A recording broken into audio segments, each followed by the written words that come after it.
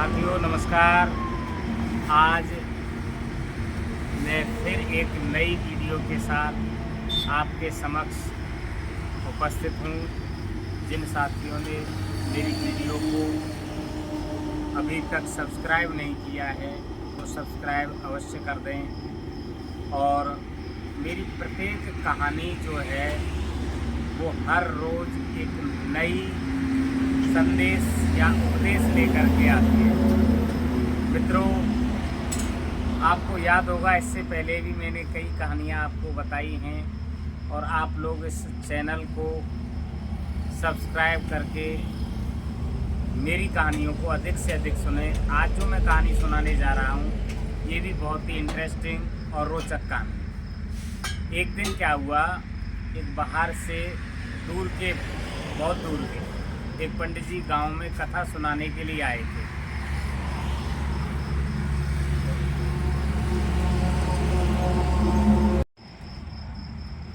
तो वो पंडित जी जो कथा सुनाने के लिए आए थे वहीं पर एक गांव के सज्जन और कथा सुनने के लिए जा पहुँचे। लेकिन वो अपने जैसे ही गए थे वहाँ पे तो नई जूती खरीद कर लेके गए थे। नई जूतियों को उन्होंने उतारना तो समझा, लेकिन ये दिमाग में था कि मैं इनको यहाँ उतारूं या आगे ले जाऊं। तो मित्रों देखो, वो जो जूतियों को पीछे फर्श को उठा करके जूतियों को वहाँ पर दुबका करके चले गए और आगे पंडित जी के बिल्कुल सम्मुख जा करके बैठ गए। लेकिन ध्यान उनका जूती की तरफ ही था। जैसे ही वो कथा चालू हुई तो बार बार जूतियों को देखते रहे और जूतियों को देखते देखते पंडित जी जो कथा सुना रहे थे उनको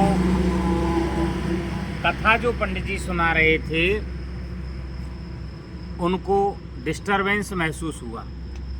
जैसे ही डिस्टरबेंस महसूस हुआ तो उन्होंने उनको खड़ा कर लिया और खड़ा करने के बाद पूछा कि भैया आपको क्या परेशानी है, आप बार बार क्यों पीछे देख रहे हो? तो बोले नहीं पंडित जी, अब के बाद में मैं कोई पीछे नहीं देखूंगा, आप कथा चालू करो। जैसे तैसे उन्होंने उसको बैठा दिया और बैठाने के बाद वो फिर बार बार पीछे देखने लगे और एक स्थिति ऐसी आई कि लास्ट में पंडित जी ने उनको खड़ा कर लिया। बोले आप बताइए आपके पास क्या समस्या है जो आप बार बार पीछे देख रहे हो? तो उन्होंने कहा कि पंडित जी कहा तो नहीं जा रहा है पर बता दूं।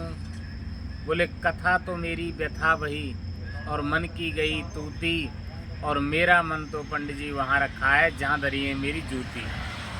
तो कहने का मतलब आदमी का जो मन और मस्तिष्क है वो एक जगह रहना चाहिए।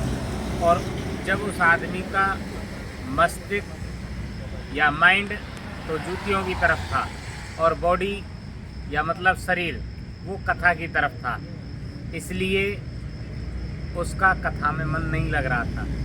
मित्रों, ऐसी स्थिति में ही हमें पढ़ाई की तरफ भी ध्यान रखना चाहिए। जो बच्चे कक्षा में बॉडी से प्रेजेंट रहते हैं लेकिन माइंड से एब्सेंट रहते हैं वो कुछ सीख नहीं पाते।